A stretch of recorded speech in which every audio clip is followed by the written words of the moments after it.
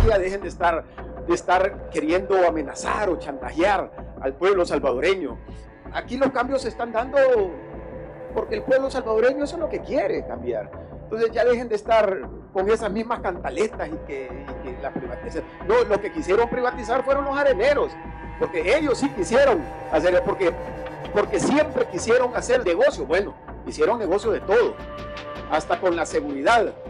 Todos los asesinatos que se vivían aquí, había un sector en este país que hizo negocio de eso. No existe ninguna entidad en el país, desde el río Paja hasta el Huascorán, que certifique esas especialidades. No hay. Ni en odontología, ni en medicina, ninguna entidad que tenga un marco legal que la respalde. No existe en el país. Por ejemplo, hablábamos antes de entrar con ustedes, con el presidente de la Junta Médica, sobre cuando los médicos firman una constancia, por ejemplo, y pone oftalmólogo.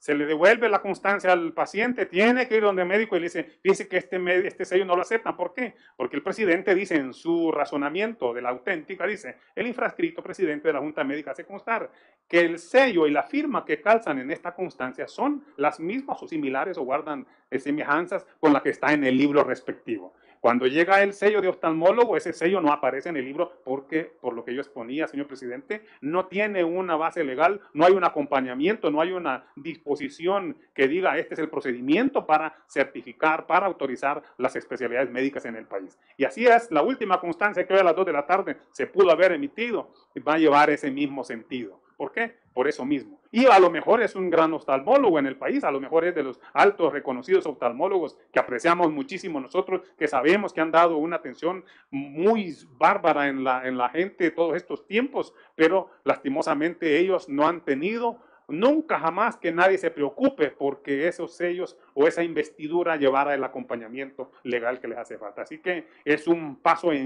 enorme, ¿verdad?, que ustedes van a dar con esta nueva legislación, creando ese nuevo organismo que va a hacer, que va a llevar esa regulación, de verdad.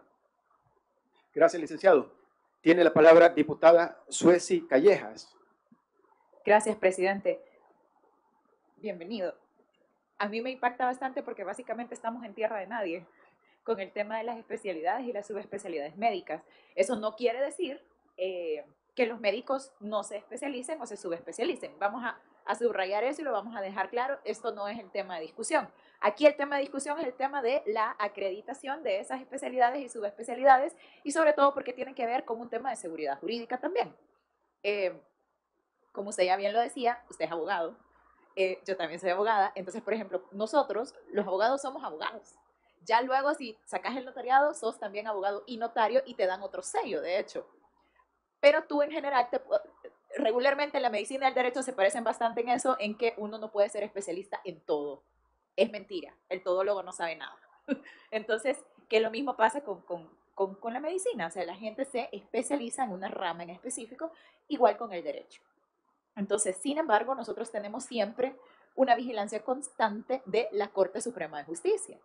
Y de hecho, aunque no te especializan en el sentido de que seas licenciada en ciencias jurídicas con especialización en derecho de familia, por decir algo, que es en lo que yo estoy más cerca, pero obviamente la Junta de la Corte siempre está encima de uno en el sentido que hay un lugar a donde uno puede ir directamente a poner unas denuncias en caso de malpraxis, etc. Y también hay una cosa, y es que si tú no tienes tu sello de abogado y tu licencia de abogado, ¿verdad?, tu carnet de abogado, tú no puedes representar a nadie. Yo, por ejemplo, no soy notario, no puedo levantar una escritura pública. Entonces, sin embargo, en la carrera de medicina, estos grises a veces sí se desdibujan, y lo ha comentado la directora del Seguro Social, pero también hemos tenido conocimiento de los mismos médicos o incluso de pacientes que han sufrido alguna malpraxis. Temas de medicina estética, por ejemplo, que últimamente está muy de moda, y entonces pasa que hay odontólogos haciendo procedimientos estéticos que hay países en donde esto es posible, como en España, por ejemplo, pero acá no. O hay médicos que tienen una especialización muy delimitada a la medicina estética para usar fillers y ese tipo de rellenos, pero no pueden operar a nadie, no son cirujanos plásticos, por ejemplo.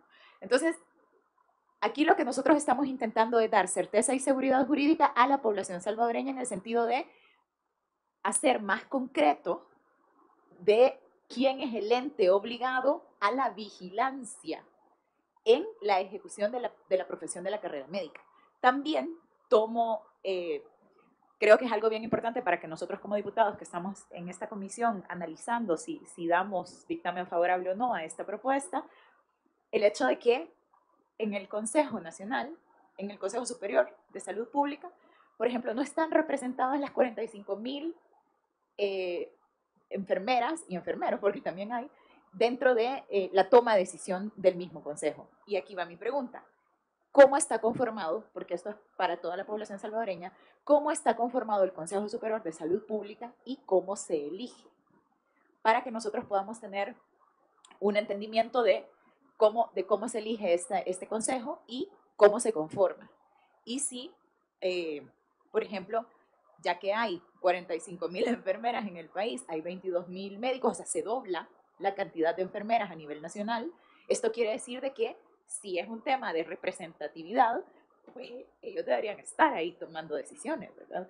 Y en el tema también hay incluso ramas que yo no sé si las toman como médicas o no, porque realmente no lo sé, eh, como por ejemplo la quiropraxis aquí en el país.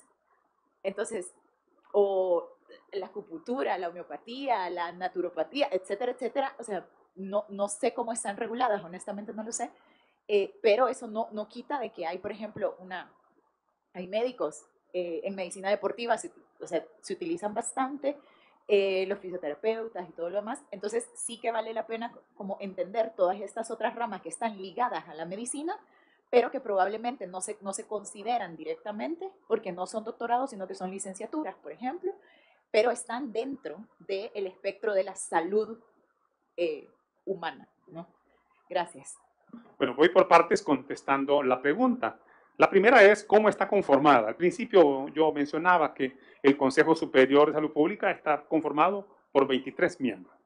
¿Sí? 21 que lo eligen, que son de cada uno de los gremios, ya mencionaba, medicina, lo que es química y farmacia, lo que es odontología, medicina veterinaria, y también psicología, laboratorio clínico y enfermería. Las juntas de vigilancia están formadas por 5 representantes, esos sí ya son puros. Digamos, son 5 médicos, 5 de profesionales de enfermería, 5 de laboratorio clínico, 5 de cada uno de los gremios. Tienen ellos sus respectivos suplentes.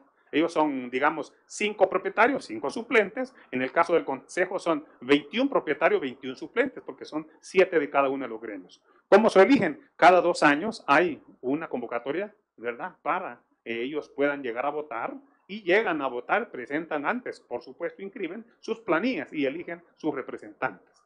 En el caso de medicina, pues compiten planillas, ¿verdad? Y presentan sus candidatos para consejo y juntas, ¿verdad? Entonces, así es que cada 2 años nosotros tenemos que preparar toda la logística y hoy por hoy se desarrolla en 4 cabeceras departamentales. San Salvador, San Vicente, lo que es Santa Ana y San Miguel. Entonces, todos los años hay que estar trabajando, preparando eso. En el caso de enfermería, de las 45,000, solo los que son licenciados en enfermería, de acuerdo al artículo 5 del Código de Salud, van a poder votar en grado de licenciatura. Deja fuera todo el resto de miles de personas, pero hoy por hoy les representan, por ejemplo, licenciados en enfermería y votan únicamente licenciados en enfermería. Igual que en materia de medicina, tiene 32 carreras escritas, ahí tiene por ejemplo, licenciados en nutrición y dietética, tiene licenciados en fisioterapia, tiene educación especial, tiene medicina deportiva, tiene todas esas carreras, ¿verdad? Que les mal llama la ley auxiliares, pero no son carreras auxiliares, porque son carreras que tienen un estudio y no es correcto llamarles auxiliares, porque son profesionales al igual que medicina, que estudian distintos años o menos años probablemente, pero son carreras ya que están reconocidas. Tampoco ellos votan, ellos no votan por quién forma parte de la Junta Médica. Entonces, dicho esto, expongo de que esa es la forma de cómo ellos lo eligen. Y voy al tercer punto. Ha tocado un punto que tiene que ver como, por ejemplo, con temas ancestrales, digamos, la naturopatía, algunos temas que todavía no tienen, porque El Salvador está en la temática de la medicina basada en evidencias, y lo he escuchado en más de alguna ocasión, el médico maneja esa frase, medicina basada en evidencia, y eso no quiere decir que las personas que tienen prácticas ancestrales lo hacen, ¿verdad? ¿Qué es lo que tienen que tener cuidado las personas que tienen prácticas ancestrales? Tienen que tener cuidado de que hay tipos de padecimientos que tiene que enviar al paciente al médico, porque el médico hará algunos exámenes, como por ejemplo en el caso de los de quiropráctica, habrá que hacerle algún examen, por ejemplo, de radiografías, y ya un ortopeda va a determinar cuál es el procedimiento a seguir con el paciente. Entonces hay a veces algunas dificultades, por decirlo así, cuando una persona que ejerce medicinas ancestrales o prácticas ancestrales, que hay en toda parte de Latinoamérica, pero que tiene sus límites. Entonces ellos están en la obligación de enviar a los pacientes donde aquel profesional de medicina y que va a través de la tecnología a hacerle los exámenes correspondientes. Gracias, licenciado. Quiero poner como un paréntesis de la comisión, del tema que estamos tratando, porque estaba viendo en las redes sociales un tema. Creo que aquí en el país siempre se ha estado acostumbrando, siempre se acostumbró a que cuando habían temas de país que beneficiaran a la mayoría de los salvadoreños, siempre había un sector que politizaba las cosas. Siempre, todos los temas lo politizaban. Y esta era como la jugarreta que tenían como para enredar todas las cosas y que el país no avanzara.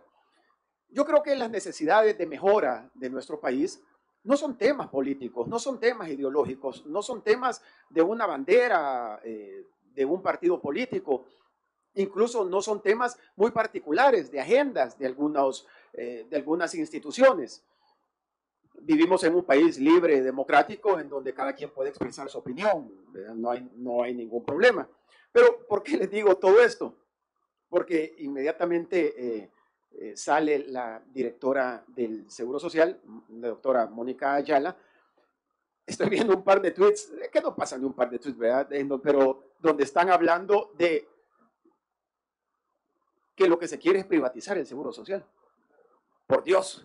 O sea, por Dios, o sea, ¿de dónde sacan eso? Por Dios, o sea, es que muchas veces en nuestro país, y creo que el pueblo salvadoreño debe de entender, no es solamente lo que dicen, sino que quién lo dice.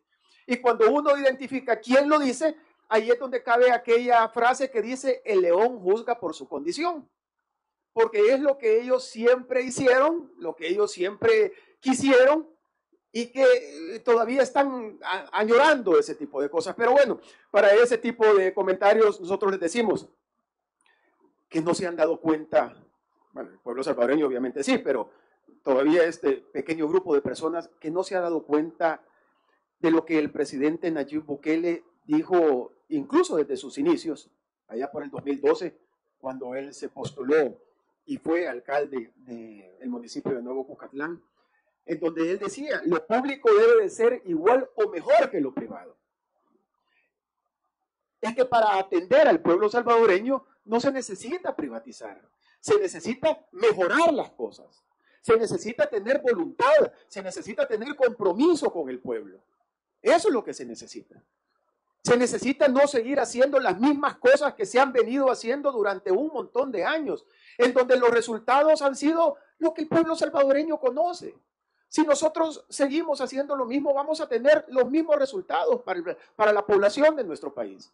Y si nosotros queremos cambiar las cosas, tenemos que hacer las cosas de una manera diferente, como ya se está haciendo, como ya se demostró. Como decía anteriormente, cuando el presidente dijo eso, y muchos de los que estamos acá, y el pueblo salvadoreño que acompañó también esa idea que se formó, que se fue formando y al final se convirtió no solamente en una frase, en un discurso, sino que en una acción que ahora estamos viendo en toda la nueva forma de hacer política. Y eso es lo que nosotros estamos haciendo aquí, por Dios. Nosotros lo que estamos viendo es la acreditación para los profesionales, para los doctores, para que el pueblo salvadoreño tenga la garantía que el doctor a donde asista sea un doctor que está plenamente actualizado, ya sea en el sector público o en el sector privado. Y como lo dicen los mismos médicos que hemos tenido aquí el gusto de tener en esta comisión, nos dicen ya ellos, no como funcionarios, sino que como médicos, en el caso de la directora del seguro, nos dicen, eso es algo bueno para nosotros, porque nosotros nos hemos actualizado, hemos estudiado, nos hemos quemado las pestañas, decía ella, para yo tener como un reconocimiento y que el pueblo salvadoreño, los pacientes, me reconozcan como una persona, como una doctora, como una profesional que está actualizada para atender. Yo cuando llevo a mi hija al pediatra, yo quisiera tener la garantía de que el pediatra, la medicina que le está recomendando, sea una medicina que ya está comprobada en el mundo entero, diría yo, que funciona y que no le esté dando una medicina que se recetaba hace 40 años que le va a provocar algún tumor, pues, ¿por qué no? Entonces, eso es lo que estamos viendo. O sea, así que ya dejen de estar asustando con el petate del muerto, ¿verdad? Aquí ya dejen de estar queriendo amenazar o chantajear al pueblo salvadoreño. Aquí los cambios se están dando porque el pueblo salvadoreño eso es lo que quiere cambiar. Entonces ya dejen de estar con esas mismas cantaletas y que la privatización. No, los que quisieron privatizar fueron los areneros, porque ellos sí quisieron hacer, porque siempre quisieron hacer negocio. Bueno, hicieron negocio de todo, hasta con la seguridad. Todos los asesinatos que se vivían aquí, había un sector en este país que hizo negocio de eso. Y eso es lo que se les está desbaratando y poco a poco se les va a ir desbaratando un montón de cosas, pues. Entonces, solo esto quería poner, y con las disculpas del caso, licenciado, que usted y hay otros diputados que también me han solicitado la palabra y con las disculpas también de ustedes, colegas, pero es que por ratos uno no entiende, ¿verdad? O sea, cómo esta gente que está anclada en el pasado, ellos quieren que el país siga anclado en el pasado, pues. Entonces, ya aquí la mayoría de salvadoreños ya tomamos una decisión y es seguir adelante, ¿verdad? Seguir encaminados en el rumbo que gracias a Dios y gracias a las decisiones ahora políticas de una nueva forma de hacer política, está teniendo tantos resultados buenos para la mayoría de la población de este país. Así que cierro paréntesis y continuamos. Tiene palabra diputada Ana Figueroa. Gracias, presidente. Buenas tardes, licenciado, bienvenido a esta comisión política. Bueno, definitivamente nosotros sí ya estamos en un momento en el que estamos pasando la página, porque ya como salvadoreños, como lo estaba diciendo el presidente Ernesto Castro, nos hemos dado cuenta de el rumbo que queremos tomar como salvadoreños, ¿no? Entonces ya sabemos también cuáles son las acciones que debemos seguir. Y creo que esta es una buena propuesta. Así que me gustaría saber, licenciado, en su calidad de presidente del Consejo Superior de Salud Pública, ¿considera usted que todas estas propuestas, por ejemplo, de que haya un ente de que pueda ser capaz de verificar que los médicos especialistas y subespecialistas realmente tengan el mérito académico que ellos dicen públicamente tener, que este ente tenga obviamente actualizado un listado de todos estos especialistas o subespecialistas, obviamente que también nos dé a nosotros como usuarios y como salvadoreños la certeza de que ellos ejercen todas estas diferentes carreras de la medicina y que obviamente están debidamente actualizados, que se les va a estar obviamente viendo también periódicamente su perfil profesional, su práctica clínica, su formación continua.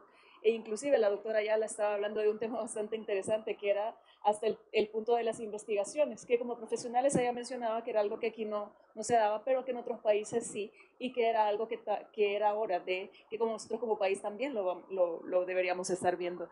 Entonces quería yo preguntarle a usted, licenciado, en su calidad de presidente, ¿considera usted que un nuevo ente que se encargue de regular todo esto y que velara por todo esto interferiría de alguna forma con las funciones que ya ejerce el Consejo Superior de la Salud Pública? Bueno, muy bien, gracias, señora diputada, por la pregunta.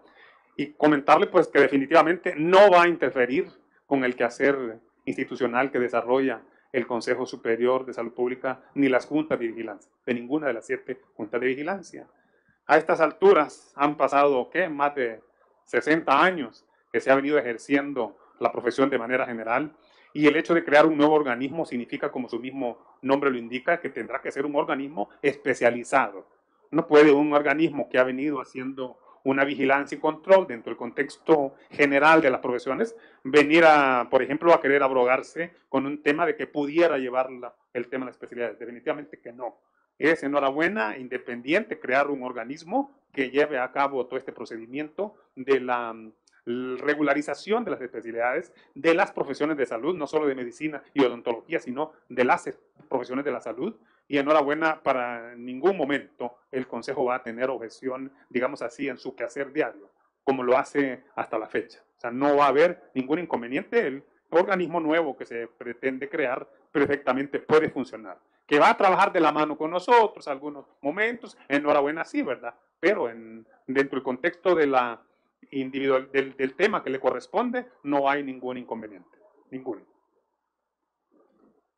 Gracias, licenciado. Diputado Cristian Guevara. Gracias, presidente. Bienvenido, doctor Quinteros. Una pregunta. En su experiencia, en otros países, ¿qué modelo podría funcionar, o de lo que usted ha visto, qué modelo podría funcionar en El Salvador, donde se acrediten las especialidades y sus especialidades médicas? Eso en un caso, y otro, reafirmando el mensaje del presidente anteriormente. Miren, yo creo que aquí habían privatizaciones activas, como las que se dieron en anteriores gobiernos, pero también aquí en este país hubo privatizaciones pasivas en seguridad. Era tan mala la seguridad que uno tenía que contratar a un vigilante privado. Era tan mala la educación o tan malas las condiciones de la infraestructura que uno tenía que ir a un colegio. Y en salud fue exactamente igual. Era tan malo. Bueno, no hace mucho, no nos podemos olvidar de las imágenes de la gente tirada en cartones en el Rosales, o la certeza de la gente que si entraba a un hospital público era literalmente para morirse. Entonces la gente comenzó a irse a lo privado. Y también esto para mí, esta ley que estamos viendo ahora, la ley de especialidades de las profesiones médicas, también viene a incentivar la solución de un problema, que es la falta de especialistas en este país. Hay especialistas o subespecialistas en este país que habrán uno o dos. Y bueno, en el caso de mis hijos me ha tocado, por ejemplo, un día me tocó un nefrólogo infantil y me dijeron, mire, si con las manos hay